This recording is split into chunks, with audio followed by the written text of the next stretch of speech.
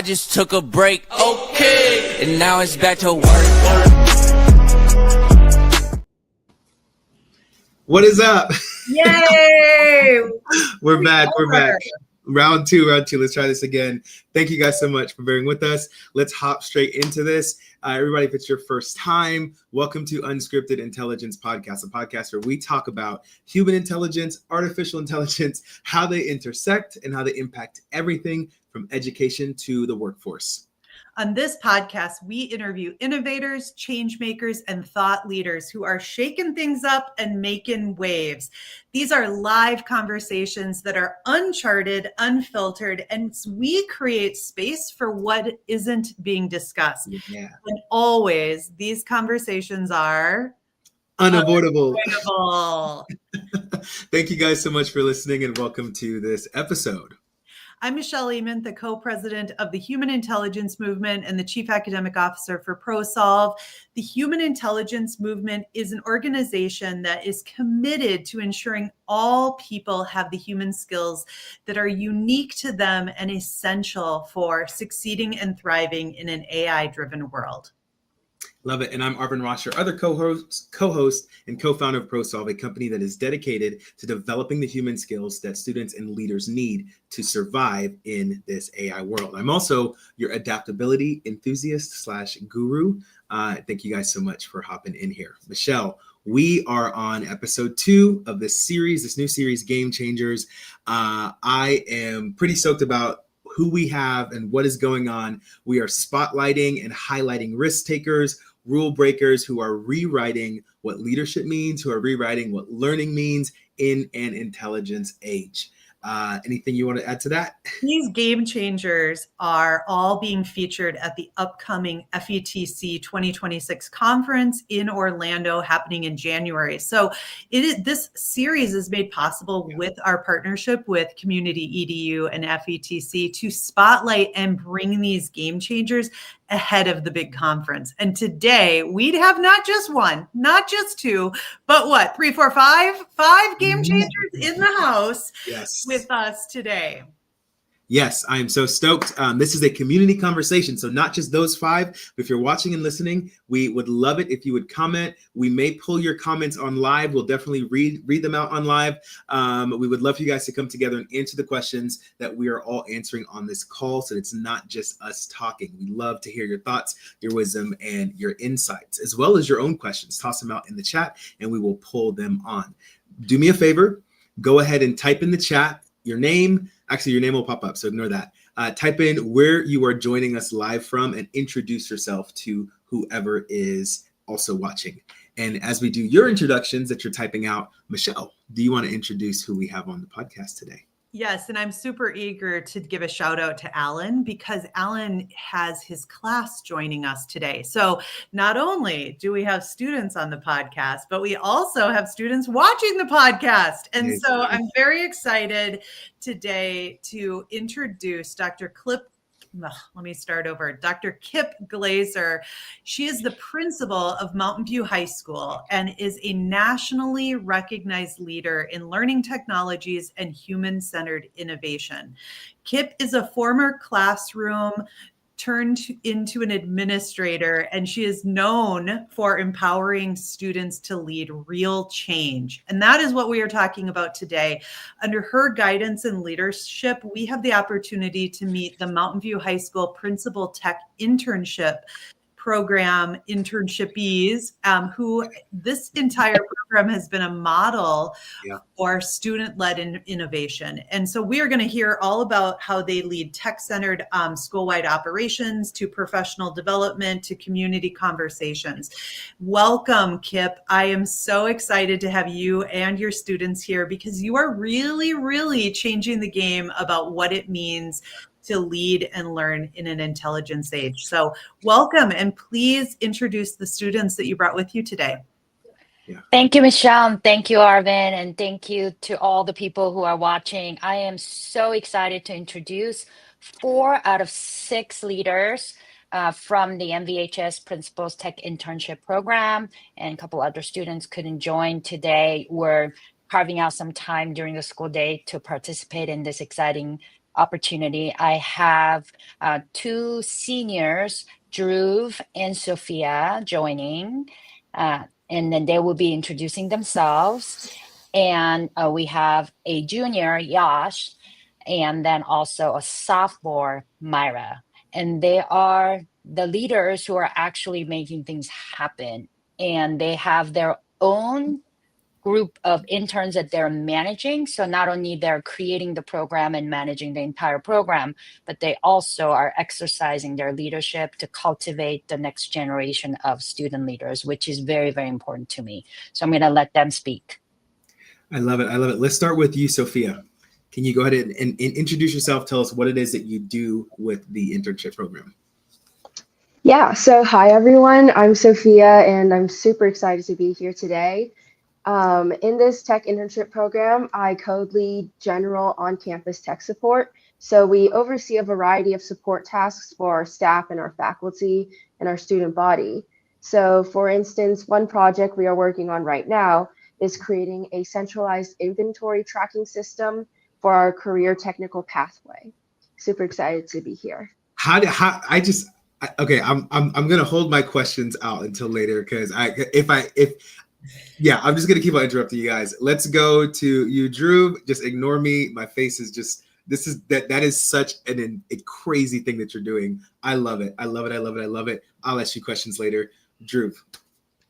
Hi, my name is Drew. As part of the tech internship, I co-lead technical projects with Yash. And traditionally, when you think of technical projects, you might think of coding and building different apps and tools, which we do, and I'm sure Yash will talk about that soon.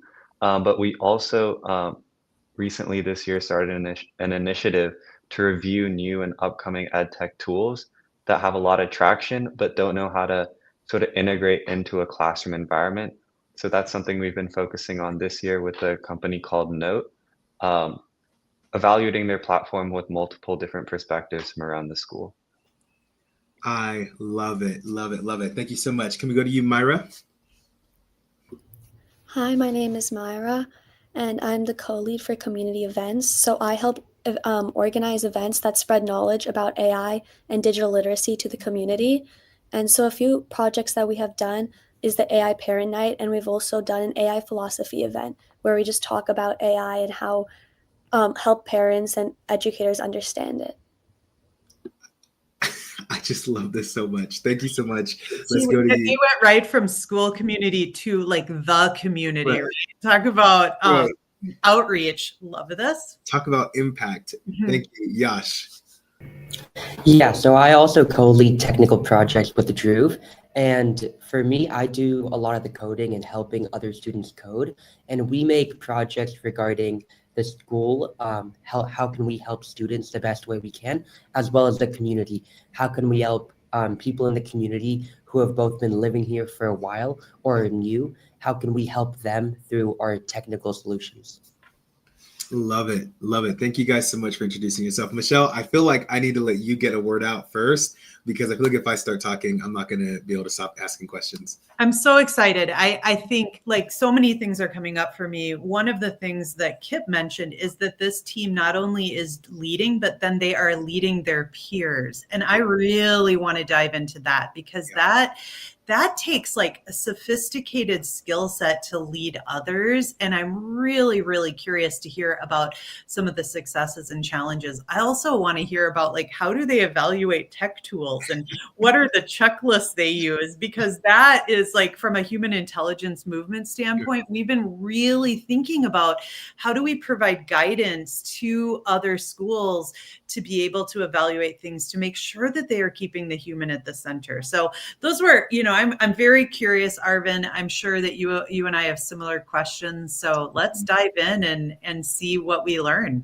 Okay. Before we go, I just wanted to give you context and frame. Tech internship program is something that I wanted to do since I was in the classroom, and then it evolved over time. But we have 3 pillars in our program. That's why you hear co-leading. There are 6 students, 2 each per pillars. And first is on-campus tech support, which means that we believe in charity begins at home. You have to take care of your own people. All the resources are available, and how do we get that information out? And then second is our community outreach, because we are part of a school community and ecosystem of the community, super important. That's why we're sharing our knowledge with different partners that help us be successful here at school.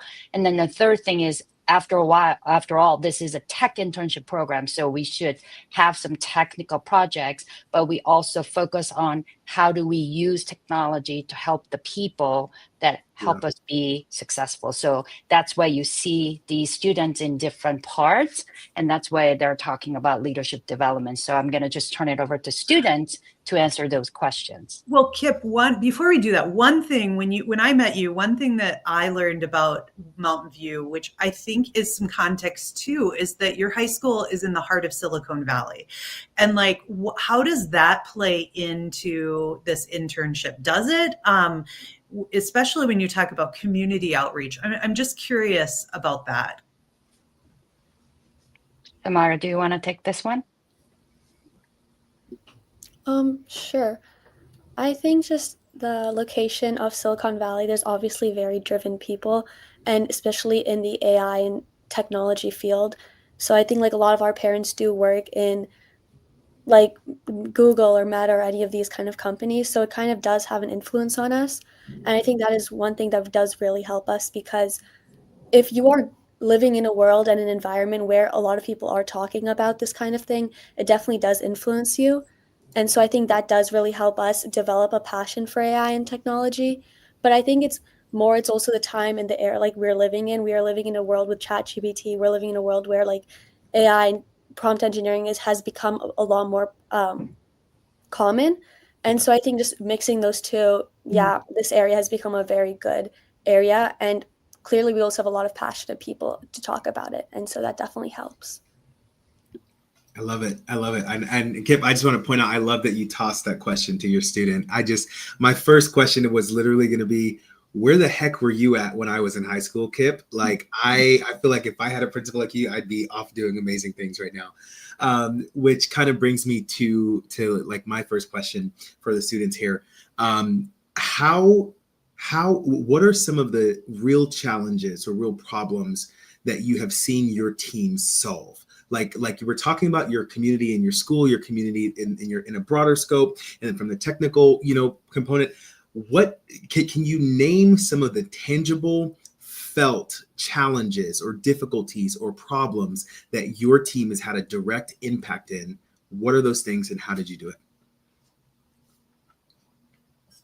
We can start. Yeah, Drew, we'll start with you first.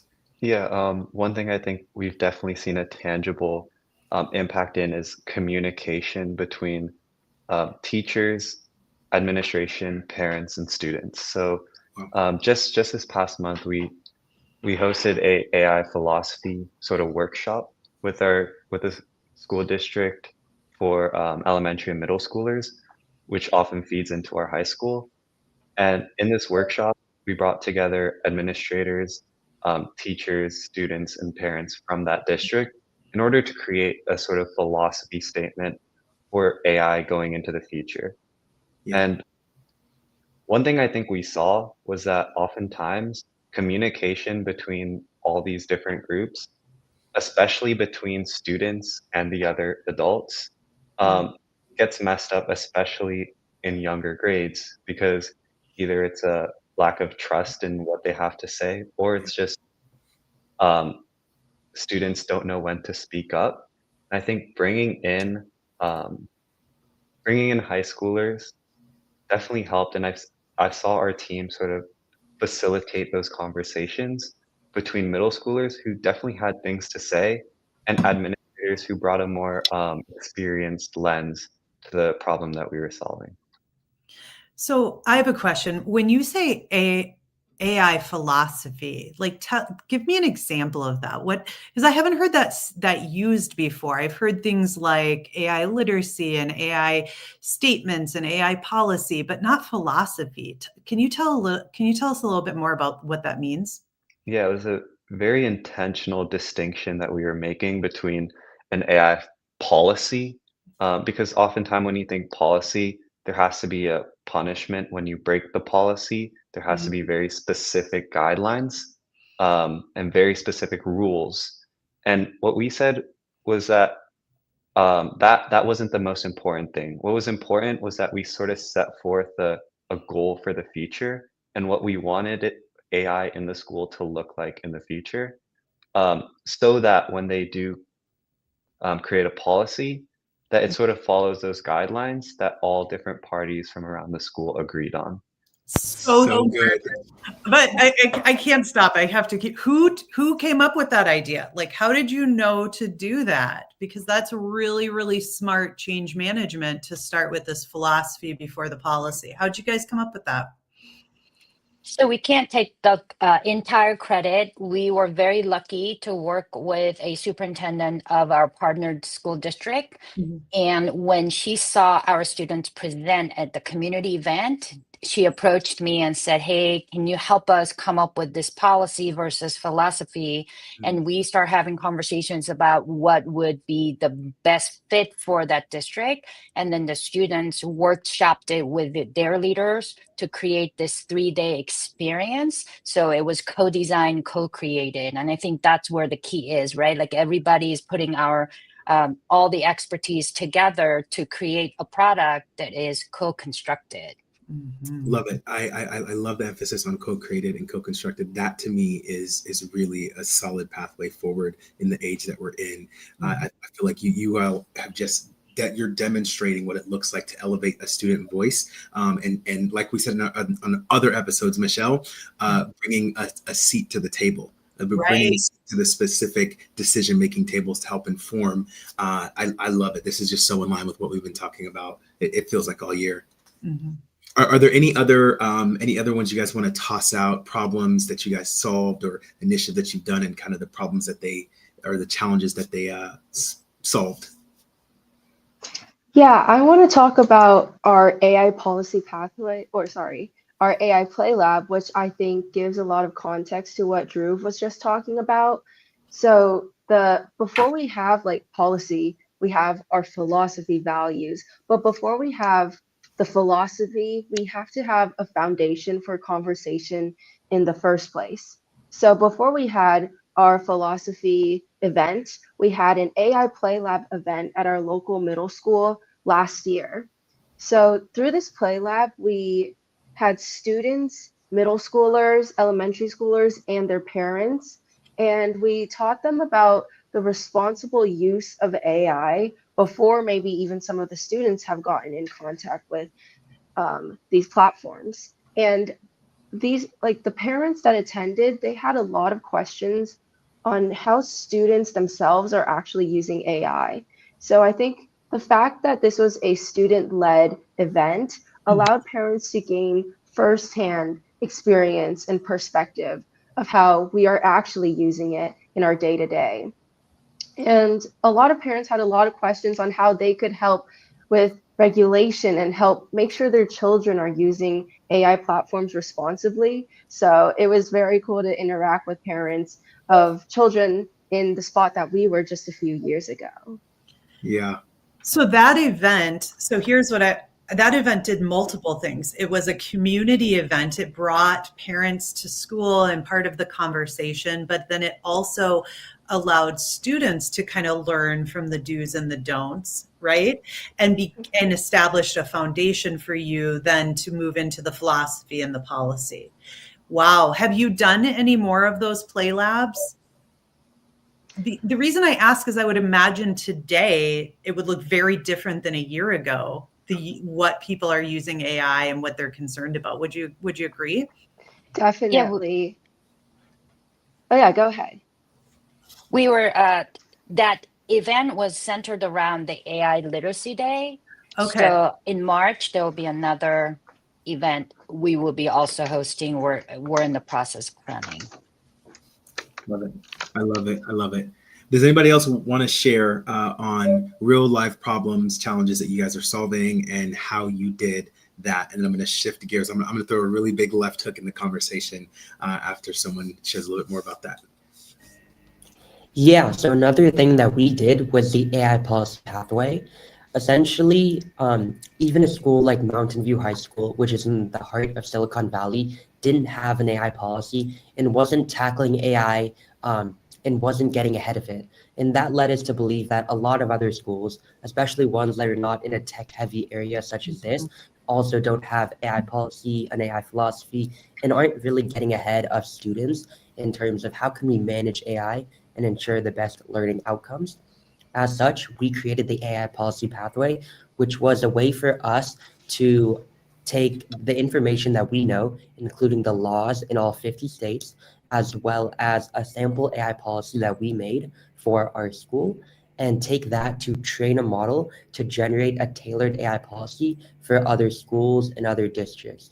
For example, any school across all 50 states can create an AI policy just by going on our platform and checking it out, entering information about themselves, about their students, like how many students have access to a device or access to generative AI, because factors like this really impact a generative AI policy.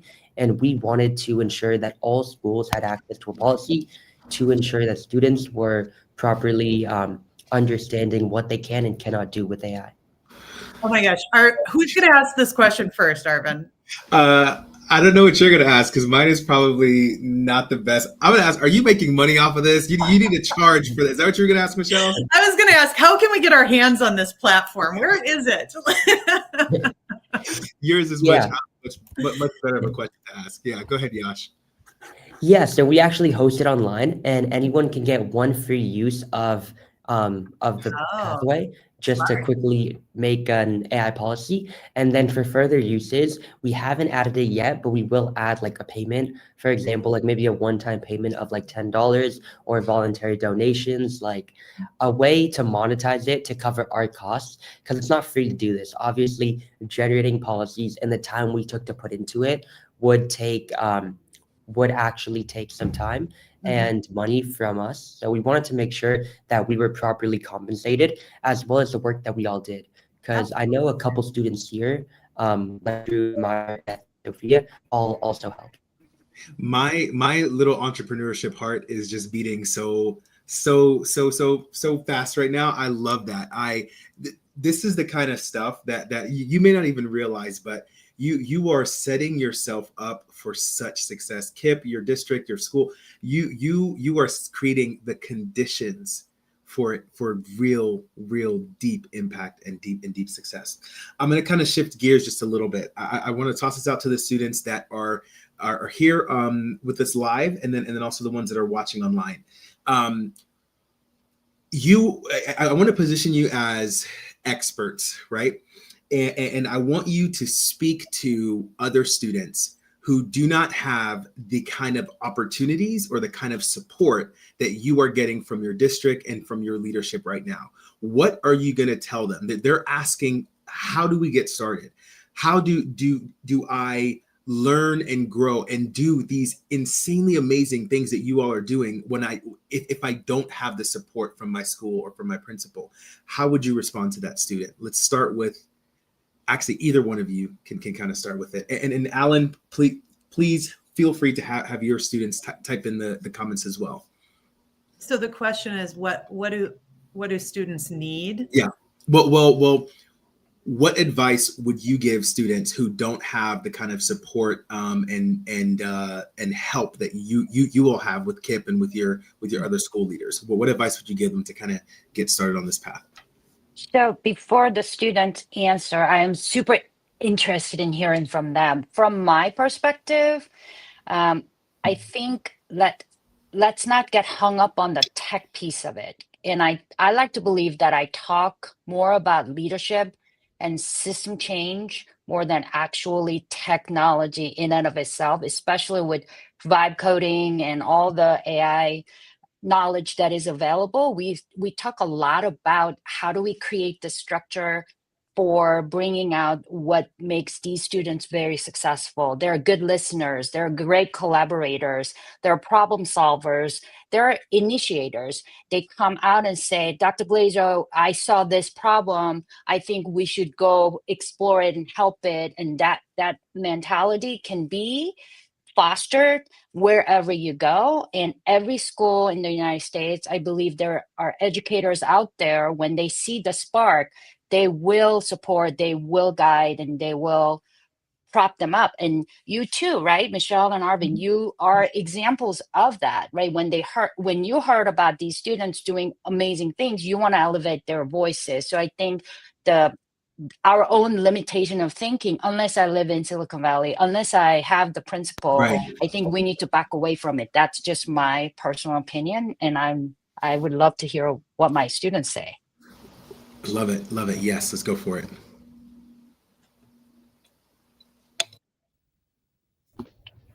I can go. And I think, as like Dr. Glazer did say, leadership and commitment, and I think mostly like motivation is a very big factor. And so obviously Dr. Glazer, she's a huge help in our program. But I think if other schools can find students who are motivated and who are really passionate about this cause, they will all like, if you can speak about it, if you can go to if you go to events, that definitely does help. However, if you also just promote it through social media like is available everywhere. I think once you can talk about social media, people will slowly recognize you, and as a result, you can get publicity to present in other places as well. And so if you necessarily don't have the connections, or you don't have people who know other like connections, I think it is still possible. It is definitely harder, but with leadership, motivation, and just enough students who are really love AI and tech or cause, it definitely is possible. Love it. Love it. We have one of Alan's students saying, did you have to, this is a question. Did you have to, actually, we'll get to his question after we get a couple more responses from our students here. So Myra, what I heard you say is that if you've got something to say and you want to make change, figure out ways to get your voice heard. And that might be platforms like social media, places in your school where you can share your ideas and share what change you want to see happen. And that would be advice you'd give to another student, is to find those entry points to share your thinking. Did I hear you right? Yes. Yeah. Yeah. Love it. Love it. Yash? Yeah, and I just wanted to add on, I think it's important to acknowledge really the impact that Dr. Glazer had. I know that without her help, it would be much harder to do a lot of the events that we do and form a lot of the connections. For example, forming the AI philosophy that we talked about earlier, it would have been not really as attainable. We wouldn't have as much contact with the superintendent of the middle school, as well as the events that we're going to. Last year, we went to Common Sense Media and ASU GSV, which are both relatively large conferences with global leaders. And now in January, we're going to FETC, which is another national conference, right? So I think it's really important to acknowledge the impact that we have. But like Myra said, despite that, there's still impact that we could do without a leader and a principal like Dr. Glazer. No offense, but we could definitely bring change, especially through leadership and the values that we are upholding. Different things like leadership, quality of care, managing individuals, and working together to promote a positive environment are all things that we could do, even if it was at a smaller scale. And you kind of answered this. I was sort of thinking, do you need a principal as amazing as Kip to do this? And it sounds like no, like if you came together as students, you could still make this happen. What she has done is given you avenues or entry points to maybe scale it and make it bigger. But I'm not hearing you say that was a must have in order to launch anything. You're seeing a pathway of you and your fellow students coming together because you believe something needs to happen and you're motivated and you're ready to move something forward. Yash, did I hear you right? Yeah, absolutely. I think that what Dr. Glazer brought was bringing us together when we might not have. We definitely could do it without her, but the scale would be much smaller. We've got a couple of comments. I know Alan's class from Fort Worth, Texas is watching. So, Arvin, could we have maybe the students weigh in on some of their questions? Yeah. How about this one? I think this is interesting. Did you have to overcome a non-AI mindset with the school or district admin leaders? So one of the things I know about Alan and the district he's in is there kind of is this no AI sort of limiting focus on the use of AI. Did you experience that, or I'm seeing some head nods. So if so, how did you overcome some of that? Let me answer the question. I think it is not about overcoming as much as it's ongoing dialogue and conversations, right? I think that if you believe in the student agency, I was a classroom teacher doing this. I was a assistant principal working with students, and now I have this program, but it didn't happen overnight, first time try. So when you first encounter a mindset, I think it's super important to go into with curiosity and ask more questions, follow questions, and say, okay, what I hear you say is, as Michelle did, restating is X. Help me understand why you think that, and what problem are you trying to solve, and what are some barriers that you're experiencing that make you think that, and then you keep engaging those folks. And it's like water. At some point, if you believe in something, I think you find the low ground and you get there. So this is not just one-time deal, and we're constantly iterating, constantly evolving. And I think that is actually a true AI mindset. Yeah. That's great. Any one, and I think this question goes hand in hand here, because mindset, like you've worked with a lot of adults in your programming. So talk to us about how they showed up in the beginning, did your session, your series, and how they were at the end. Like what would tell us about that? How did they change? How did their mindset evolve? Did it? Tell us about that a little bit. I think in a lot of the different events that we've been through, a lot of the feedback that at least I get is like that somehow like we're the exception, and I think that's something that has to be like discussed more, because I know recently in like Common Sense Summit we spoke about how high schoolers are using AI in schools. And we talked about how that can be used responsibly and how teachers can help facilitate AI use responsibly in their classrooms. And a lot of the times, what gets like mistaken for a non-AI mindset is just a lack of like AI literacy or knowing like the tools or how to responsibly facilitate that.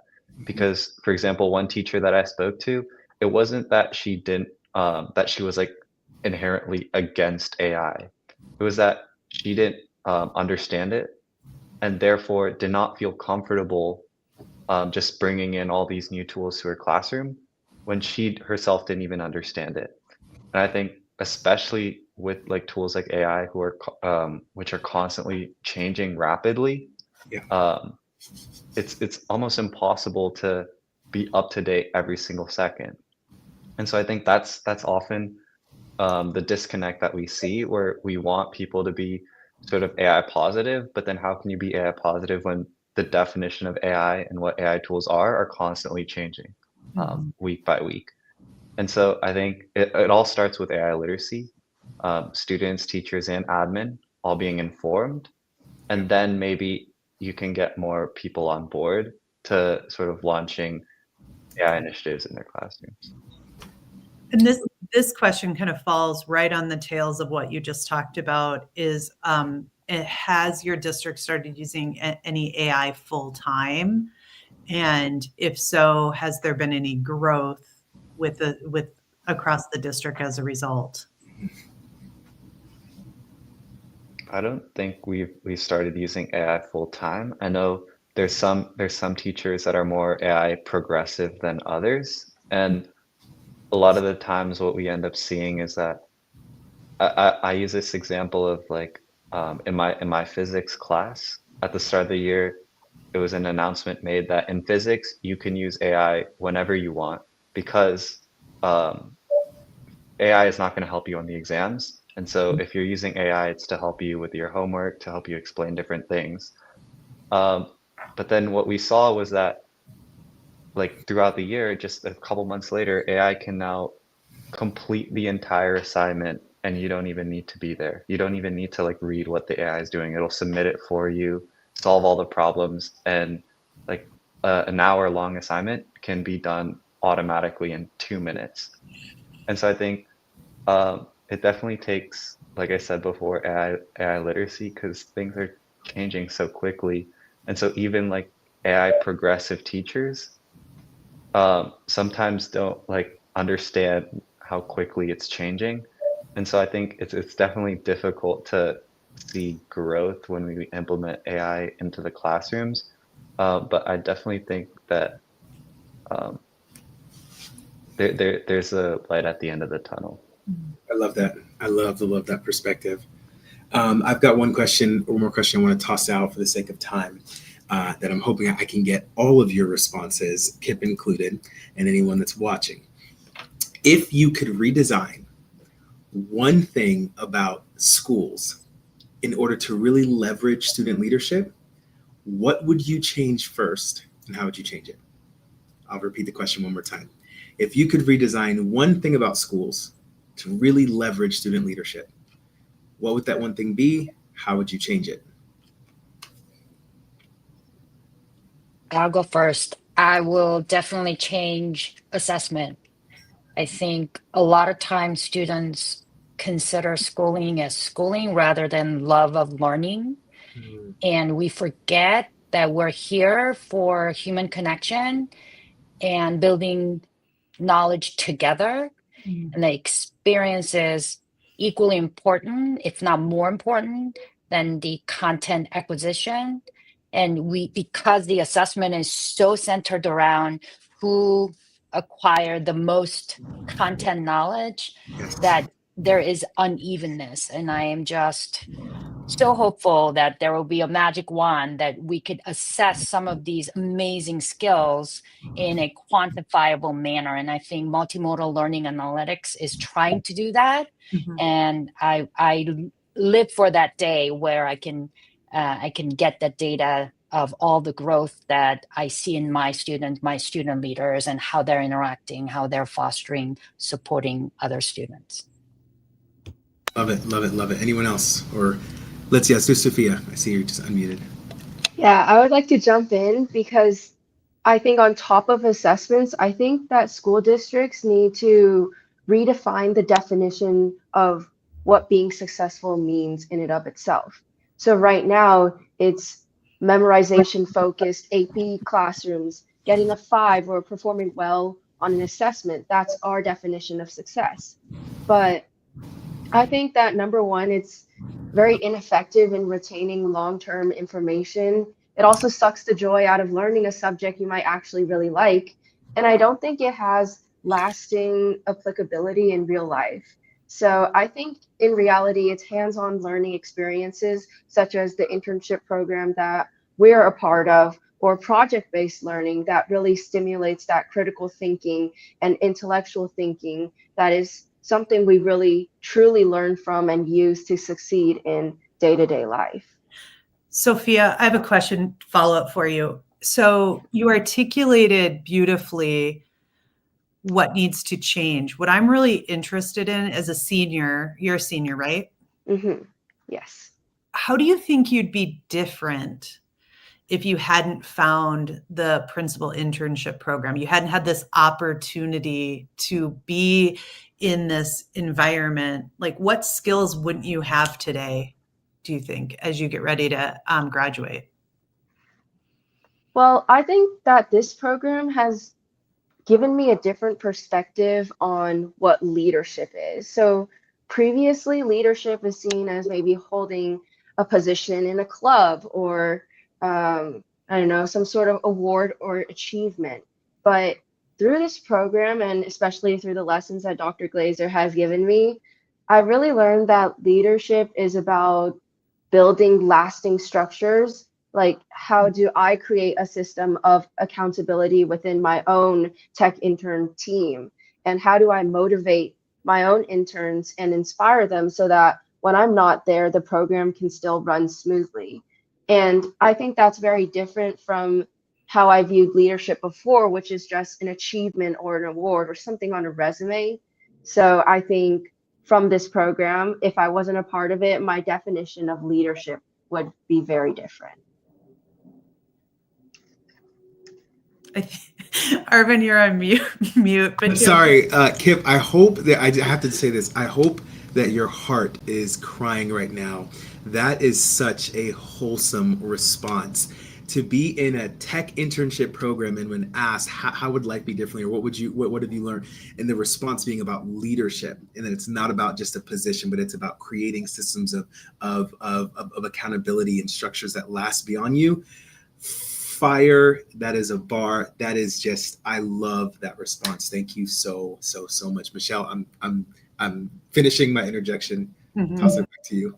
Yeah, no, let's move on to, let's hear from Yash. Let's see so the question is what needs to change in school? What do we need to redesign to have more student leadership?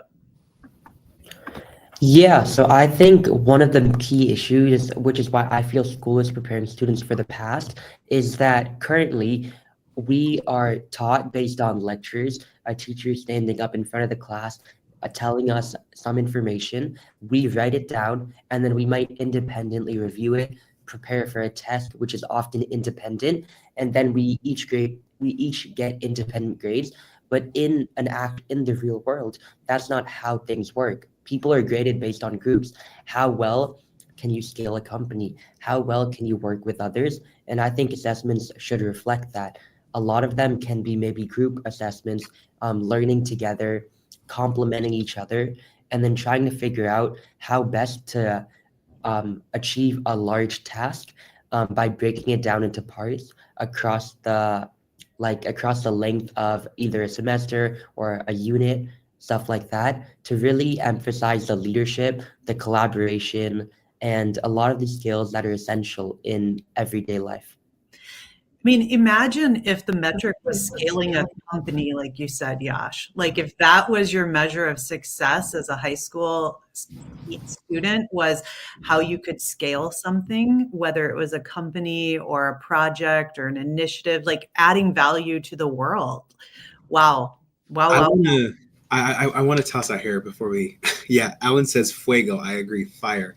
I want to toss this out to your team just to put this on the shelf. I'm not saying you have to listen to me, but what if you guys developed like an AI program that essentially graded or created like an ecosystem where students had to band together and then create a company and scale that company all in this virtual AI space. And they had to have all of their like business meetings and discussions right there, like within this chat or within the program. And at the end of the semester or whatever, the AI system actually helps grade what each person did and how they contributed to the overall success or failure of that company. I mean, the possibilities are endless. But just from what you've said just now, I feel like if there's any group of students that can do it, I think it's you all here on this call right now. That'd be really awesome. I think we had Myra left on this question. If you could redesign one thing about schools to really leverage student leadership, what would it be? What would you change? How would you change it? I was actually going to say the same thing as Yash about having collaborative projects. Because I think right now, a lot of times, like in almost all my classes, and even in some of them, I've not even had one single project where I'm collaborating with other people. And that's not how it's going to work in the real world. And I think through collaboration, you learn how to communicate, you learn how to like listen to others and develop ideas with another person. And these kind of values you cannot get through independent projects. And as a result, you're not really taught them in school. And I think these like values are very essential in leadership. Like as a tech intern leader, I have learned a lot about communication, which I have not actually developed that much through school. And so I think like to develop more leadership and leverage to in leadership, having more collaborative projects is a really great start. Okay, Myra, here's what you talked about motivation, right? Early on, you talked about the need for motivation. I'm going to ask you a really like bold question. Where are you more motivated during your school week? In your classes, in the internship program, in your clubs outside of school? What do you tell us about that? I honestly think I am the most motivated during this tech internship program. And that is because like I've realized the difference that I can make. And I've realized that like doing this work and actually putting a lot of effort into this work can really make an impact. It can teach people, students, while in a lot of my other classes, I necessarily don't enjoy the subject, but also I don't see the impact it can make or how it'll help me in the future. But I think this internship in general is really helping me, and I've seen it myself as well, how much it has helped me. And so I think during the tech internship is when I get the most motivated. How has it helped you? I know we're pushing on time. I just can't stop. Like Myra, how has it helped you? I'm really curious. I think it's helped me. I think number one is like communication. So I think this is the biggest thing that has helped me with. And that's when I would get an idea, I never had to express, I never had to tell someone about my idea because I would always do it individually. Oh no, we lost her. She was having some internet problems. Gotcha. Well, I want to say something about Myra. She is sophomore. So last year she joined as a freshman for a tech project that Yash and I were leading. And she volunteered to be part of the exec board. And she is keeping track of a variety of projects in a way that is many of our students perhaps aren't able to do it. Mm-hmm. And she has such a way of reminding us that we need to be on track. And sometimes we mess around, no offense, and meetings kind of go different directions. Mm-hmm. And Myra is our sort of like, okay, remember, we have deadlines coming up and we need to get this done. So let's focus again. So she definitely has that strength of leadership that is so commendable and so mature. Wow. Well, we're seeing Austin throwing in the chat soft skills, right? That we often talk about these skills as soft skills, but they're so much more than that. They are what the skills that we need for our day-to-day world and the workforce. And what I love about hearing the students talk about is really articulate that these are the things that are going to carry them forward, make them relevant in their future world and their work, their positions, their jobs that they take on. And I'm left really thinking about how we need to listen to students more often. And I think, Kip, I commend you for elevating their voice, giving them the platform to make change and have an impact. And it sounds like from them that you are building their skills and coaching them along the way. So I hear that you are beside them, helping them navigate and develop their leadership, which is just commendable. I am so excited to meet all of you in Orlando at FETC. I'd love to have us hear a little bit about what are you doing there? Tell us about your session. What can we expect? Somebody want to tell us all about that? Okay. Sophia, you want to go? I think at FETC we have 3 or 4 sessions planned. Wow. Just casually Yeah, 3. 3 or 4 sessions at a huge conference is the biggest flex ever. I love it. I love it. And I think the message we really want to get out is, again, the student perspective on AI in education and in EdTech policymaking.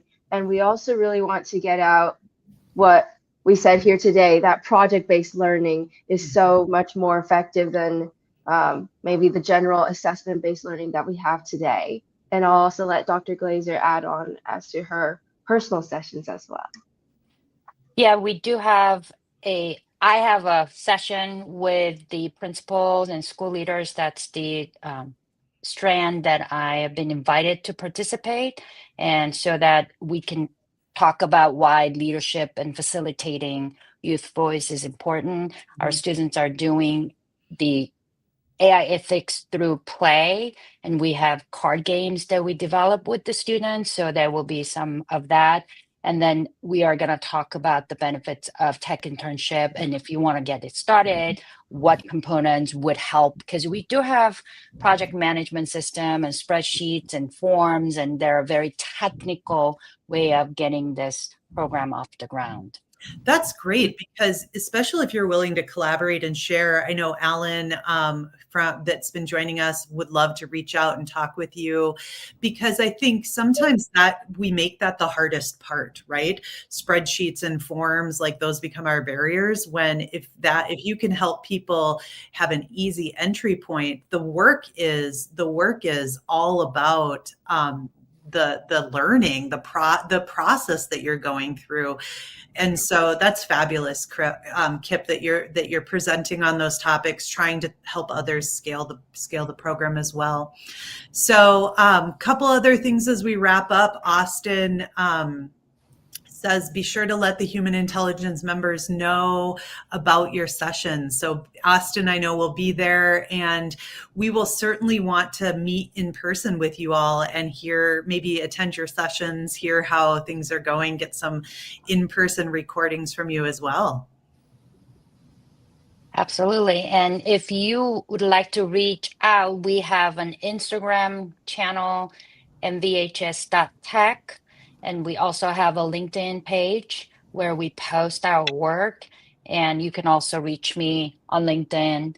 And my initial thought of putting that out there is to elevate student voice. And there's so much good happening all around the country from different schools with different places. And I think it is so important to highlight the positivity that we all bring to education and our amazing students. I love it. I love it. Thank you so much. Definitely make sure to follow them on Instagram. Jenna is tossing that in the chat. So if you want to head over there right now and follow them there, make sure to catch their sessions at FETC or whatever other hundreds of conferences they're probably going to be presenting at for this year. They'll keep you up to date on that on social media. My mind is just blown. I really love this conversation, and I would love it if other students could really kind of see and experience what you all are doing in your schools. Like that would just kick off these sparks and just ignite this thinking and this drive that they don't even know other people don't even know is possible. So thank you guys so much for taking the time to come out and share your experiences, share what you're doing, and to give other people a chance to follow behind and also a chance to lead. Michelle, do you want to tell us what's going on next? Yes. So big shout out to Jenna. Thanks for producing this podcast. We had some technical difficulties. She was there making it happen. So thank you, Jenna. Thanks to everybody who tuned in today. Next Friday at 1:00 Eastern time, we have a different date, a different time. We will be live with two guests. Very excited to talk with Adam Bello and Dr. Barbara Mullen. So both of them will be joining us next Friday, and we will be continuing the conversation about game changers and thinking ahead to FETC. So thank you, students. I look forward to another conversation in the future. Maybe we can do something around AI Literacy Day. Kip, we should talk about that. I could see scaling that and having some conversations around that time of the year. So thank you, all of you, for joining today. Thanks, Alan, for having your class join. Thanks, Austin, for weighing in with us as well. Yes, appreciate you guys. Thank you all, and we will catch you all later. See you next time.